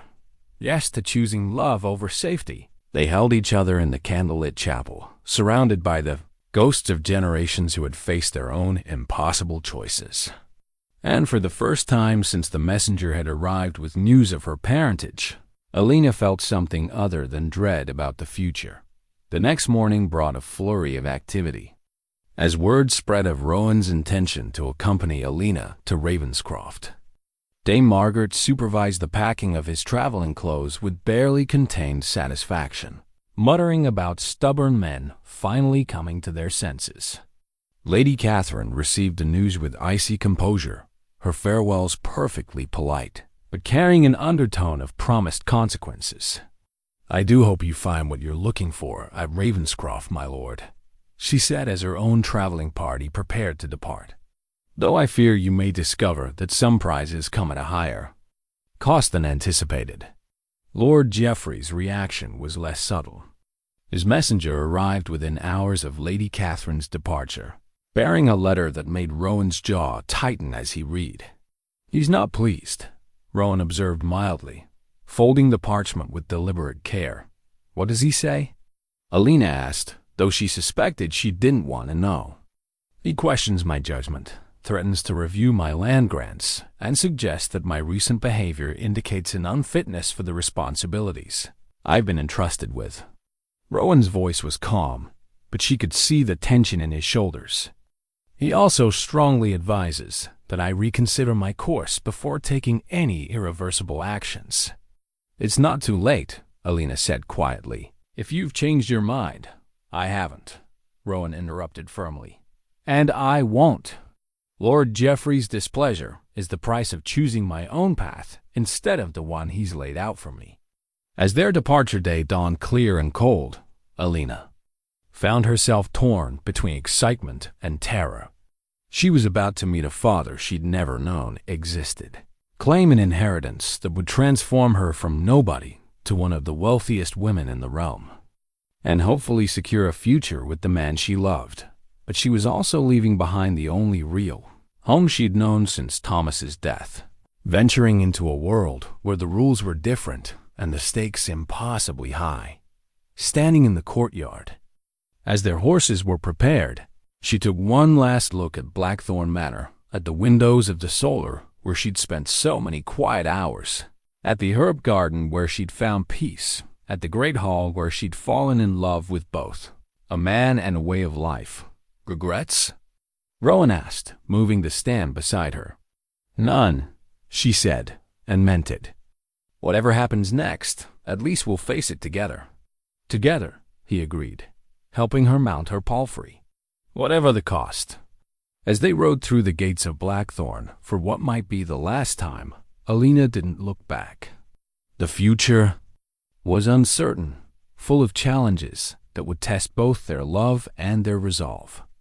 But for the first time in months, she felt truly free to choose her own destiny, free to fight for what mattered most, free to discover what kind of woman she could become when she stopped letting fear make her decisions. The road to Ravenscroft stretched ahead of them, winding through winter-brown hills toward an uncertain destiny. But they traveled it together, and that made all the difference. Ravenscroft Castle rose from the northern moors like something from a darker age. It's massive. Walls blackened by centuries of weather and war. As their party crested the final hill, Alina felt her breath catch at the sight of her father's stronghold. It was 3 times the size of Blackthorn, its towers reaching toward the gray sky like grasping fingers. "Impressive," Rowan murmured, though there was something grim in his tone. "Your father clearly believes in making statements." The artifact that would define this climactic moment was waiting for them in the great hall, Lord William's ceremonial sword, an ancient blade that had been passed down through the declare line for generations. It lay across a table draped in silver and green, surrounded by documents that would formally establish Alina's legitimacy and inheritance rights. They were met at the gates by a procession of servants wearing the silver wolf livery, led by a stern-faced steward who introduced himself as Master Edmund. The man's eyes lingered on Rowan with obvious curiosity, but his manner toward Alina was deeply respectful, almost reverent. "My lady," he said, bowing low, "Lord William has been eagerly awaiting your arrival. He asked that you come to him immediately, if you're not too weary from travel." "Of course," Alina replied, though her stomach churned with nervousness. "And my companion?" Master Edmund's gaze shifted to Rowan. "Lord Rowan of Blackthorn is welcome, naturally. Though I should mention that Lord William has other guests at present, several lords who have come to pay their respects and discuss ... various matters." The careful phrasing made Alina's heart sink. Other guests meant other suitors, men who had raced north upon hearing of her sudden elevation to claim her hand, before competitors could establish their positions.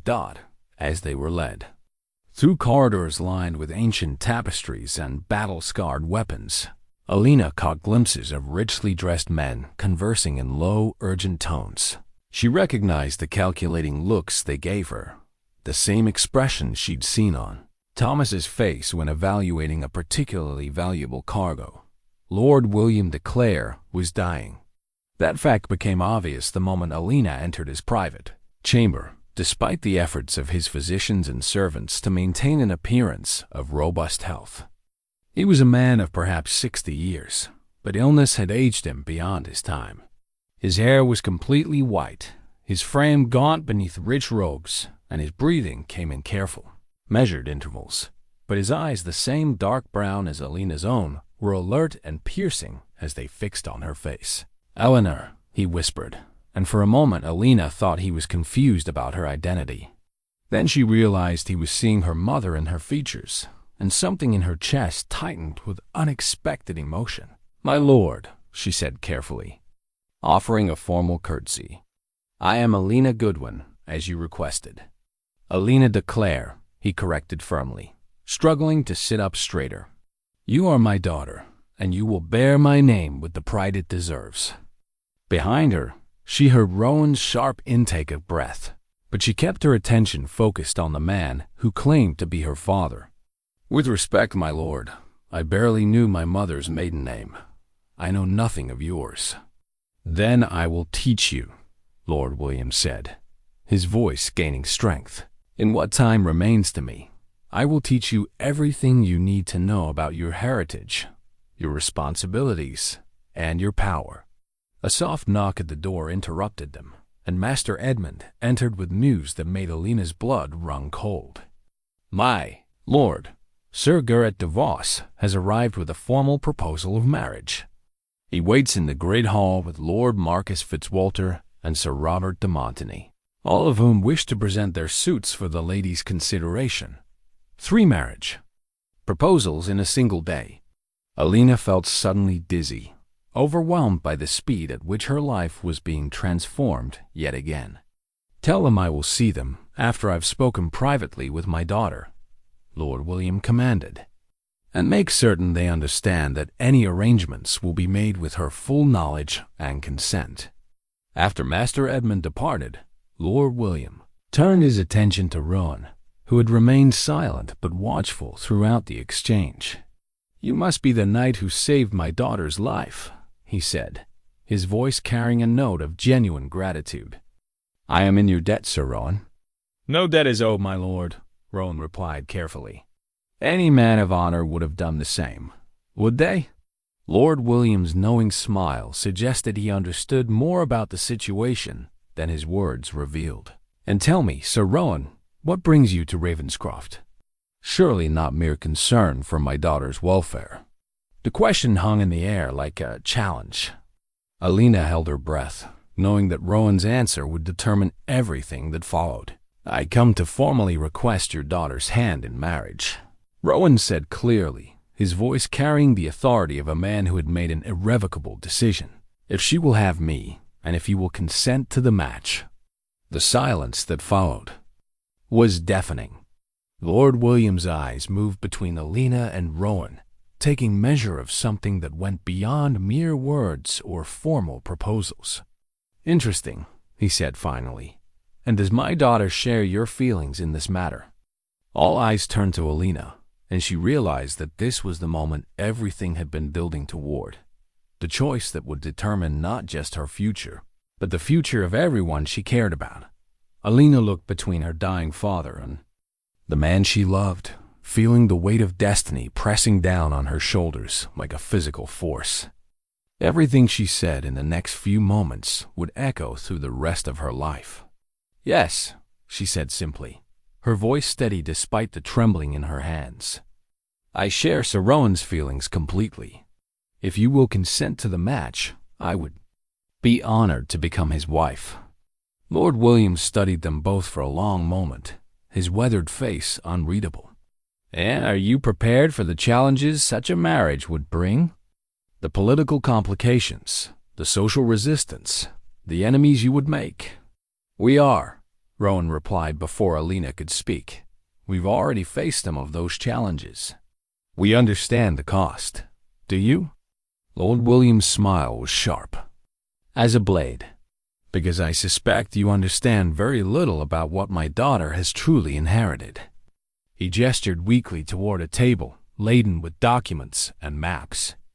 "Alina is not merely heir to the de Clare estates through her mother's lineage. She also has legitimate claims to properties in France that have been in dispute for decades. Her marriage will determine the fate of thousands of people and influence the balance of power between England and France for generations to come." Alina felt the blood drain from her face. "I don't understand." "Your mother was not simply a merchant's daughter, as you were led to believe," Lord William explained, his breathing becoming more labored with the effort of speaking. "She was Alina de Montclair, descendant of a noble French house with extensive holdings in Normandy. When our relationship ended, I thought it best that she disappear entirely from noble society. I arranged her marriage to a merchant who would take her far from court intrigue." The revelation hit Alina like a physical blow. Her entire understanding of her origins, her mother's identity, even her marriage to Thomas, all of it had been built on lies and half-truths. "The French court has learned of your existence," Lord William continued. "They're sending representatives to negotiate for your hand, hoping to reclaim the Montclair properties through marriage to one of their nobles. The English court is equally interested in preventing those lands from falling under French control." Rowan stepped closer to Alina, his hand finding hers in a gesture of support and protection. "What does this mean for us?" "It means," said Amai, new voice from the doorway, "that the lady's marriage has become a matter of national importance." They turned to see a man in royal livery entering the chamber, tall, elegant, bearing the unmistakable authority of someone who spoke for the crown itself. "Sir Thomas Whitmore," the man introduced himself with a bow that was respectful but not subservient. "I bring greetings from His Majesty, along with his deep interest in ensuring that Lady Alina's marriage serves the best interests of England. Lord..." William struggled to sit up straighter. Sir Thomas, I wasn't expecting royal involvement quite so soon. The situation has developed rapidly, my lord. French ambassadors arrived in London yesterday, bearing formal proposals from no fewer than 3 noble houses.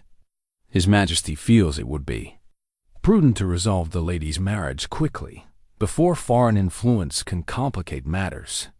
Alina found her voice at last. And if I refuse to be used as a pawn in political games? Sir Thomas's smile was polite but implacable. I'm afraid that is not an option, my lady. Your inheritance comes with obligations that extend far beyond personal preference. However, His Majesty is not unreasonable. If you have a preference for a particular English lord, someone whose loyalty and capabilities are beyond question, accommodations might be made.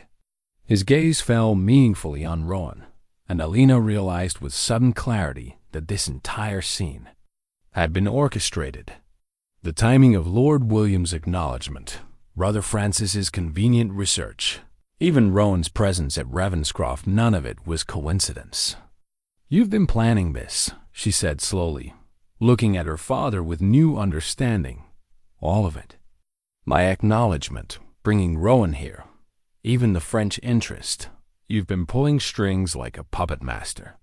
Lord William's expression was unapologetic. I am dying, Alina. I have perhaps weeks left to ensure that my daughter is protected and that the lands I've spent my life defending remain in English hands. Yes, I manipulated events. I orchestrated circumstances to bring about the outcome I desired. But I could not manipulate your heart or Sir Rowan's. That bond you share is genuine, whatever else might be artifice. And if we refuse to play your game? Rowan demanded, his voice tight with controlled anger. Sir Thomas answered before Lord William could speak. Then Lady Alina's inheritance will be declared forfeit due to her illegitimate status, and the lands will revert to the crown. She will have no protection from French agents who might seek to use her claims for their own purposes. And you, Sir Rowan, will face charges of harboring a fugitive from royal justice. The trap was perfectly constructed, elegant in its simplicity. They could marry and serve England's interests, or they could lose everything, including each other. Some choice, Alina said bitterly.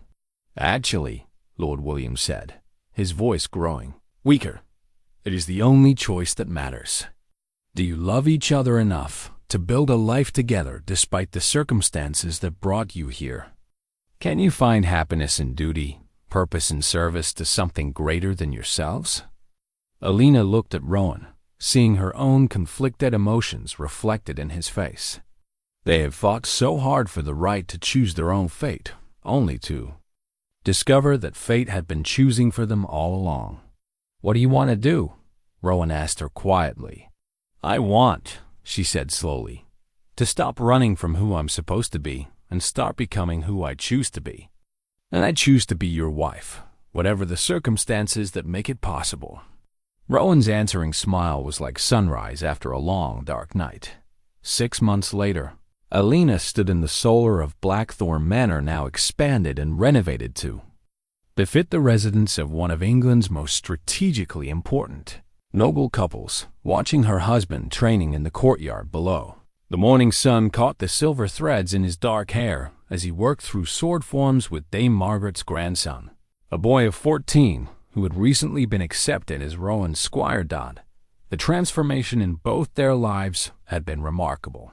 As Lady Alina de Clare Blackthorn, she now managed not only Rowan's estates, but also her inherited properties, creating a network of holdings that stretched from the Scottish borders to the Norman coast. The work was challenging, sometimes overwhelming, but it was also deeply satisfying in ways she hadn't expected.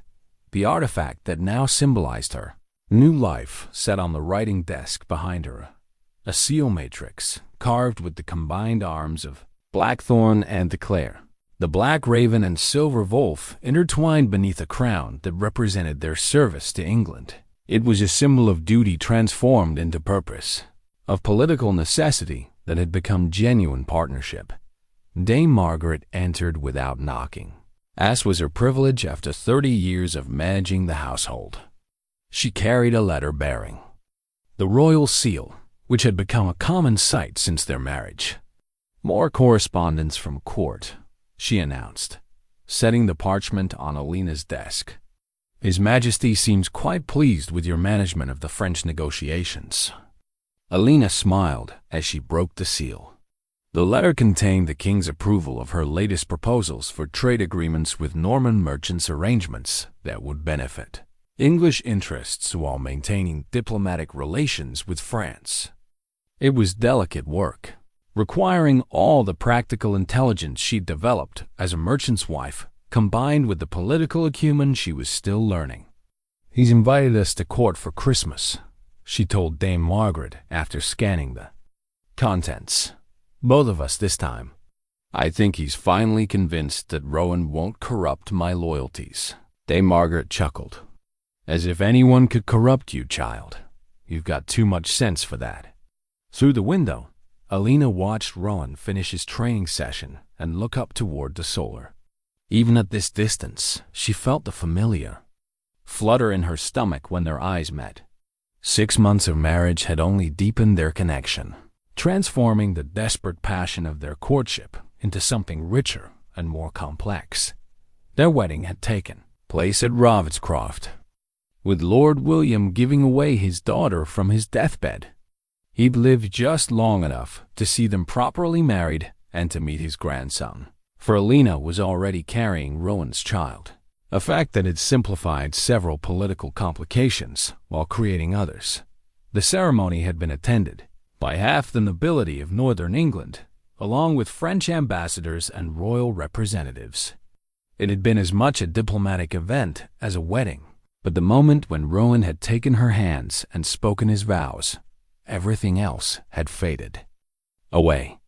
In that instant, she'd been simply a woman marrying the man she loved, and nothing else had mattered. Now, as she placed her hand on the gentle swell of her belly where their child grew, Alina reflected on the unexpected turns her life had taken.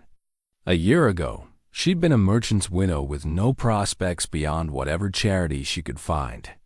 Today, she was one of the most powerful women in England, married to a man who saw her intelligence and strength as assets rather than inconveniences. "My lady," Dame Margaret said quietly, "there's something else."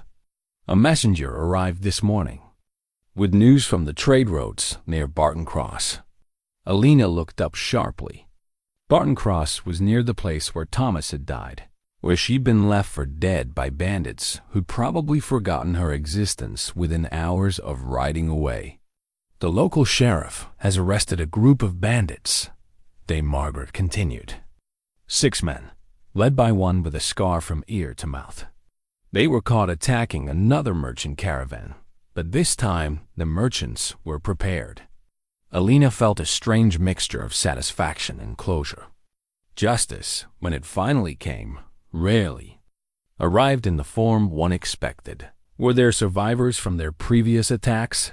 Several, including a young woman who described seeing another woman left for dead some months past. "The sheriff would like you to identify the men, if you're willing to make the journey." For a moment, Alina hesitated. That part of her life felt like something that had happened to a different person, in a different world. But then she thought of other travelers who might face the same fate she'd narrowly escaped, and her decision crystallized. "Send word that we'll come within the fortnight," she said, "and arrange for an escort. These roads are still dangerous for the unwary." Dame Margaret nodded approvingly. "I'll inform his lordship." After the older woman departed, Alina returned to her correspondence, but her mind kept drifting to the strange circularities of fate. The bandits who had destroyed her first life would now face justice because of the power and position her second life had brought her. There was something satisfying about that symmetry, even if she took no personal pleasure in their capture. A soft knock at the door interrupted her musings, and Rowan entered with the easy grace she'd fallen in love with months ago. His hair was damp with sweat from training, and he'd changed into fresh clothes. but she could still smell the familiar scent of leather and steel that clung to him. "Dame Margaret tells me we're to be lionized at court again," he said, settling into the chair beside her desk. "I'm beginning to think His Majesty enjoys our discomfort at formal functions. I think His Majesty enjoys having nobles who can actually accomplish the tasks he sets them," Alina replied, reaching for his hand. "Most of the court lords are better at ceremony than substance. And what tasks has he set us this time?" Alina handed him the letter. "He wants us to host a trade summit next spring. Representatives from France, Flanders, and the German states. The goal is to establish England as the center of Northern European commerce." Rowan whistled softly. "Ambitious. And potentially profitable. If we can manage it properly." "We can," Alina said with confidence. "We have the experience, the connections, and the motivation to succeed." "The motivation?" She guided his hand to her belly, where their child moved beneath her touch. "The best possible motivation. We're building something that will last beyond our own lives." Rowan's smile was soft, full of the wonder that still overtook him when he thought about becoming a father. "A legacy worth fighting for." "Worth fighting for," Alina agreed. "Worth all the struggles that brought us here." Outside, the afternoon sun slanted through the windows of Blackthorn Manor, warming rooms that had once felt empty despite their grandeur. Now they were filled with purpose, with love, with the promise of future generations who would inherit not just lands and titles, but the example of two people who had chosen each other despite impossible odds.